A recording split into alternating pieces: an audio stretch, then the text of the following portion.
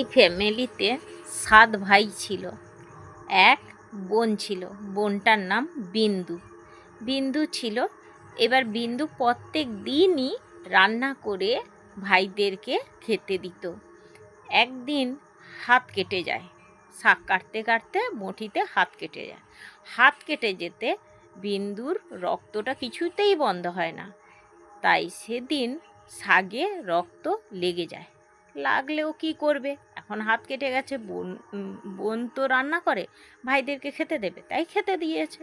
খেতে দিয়ে রান্না করেছে, রক্ত পড়ে গেছে, তাই শাকটা ভাইরা খেয়ে বলছে, আরও দে আরও দে, খুব আজকে শাকটা বোন কী দিয়ে বানিয়েছিস? না, শাকটা আমি বানিয়েছি, সত্যি কথা বলবো? না, হ্যাঁ বল।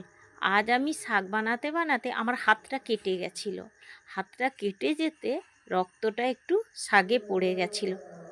ও তাই, এই জন্য এত টেস্ট? তাই ভাইরা ভাবলো, তাহলে একটু রক্ত পড়ে যেতে এতই যখন টেস্ট হয়, তাহলে সেই বোনটার শরীরতে কত না আরও সুস্বাদু মাংসটার টেস্ট হবে। তাই নিয়ে গেছে জঙ্গলে বেঁধে রেখে দিয়েছে বোনকে, চুপচাপ নিয়ে দিয়ে 7 ভাই পড়ে তীর দিয়ে মেরেছে। মারার পরে কুচি কুচি করে, আর বললাম না, রান্না করেছে, রান্না করে ওরা আছে। তাহলে ভাবুন, এটাই কি গল্প? আচ্ছা, এইখানে আপনাদের গায়ে কাঁটা লাগলো না তো?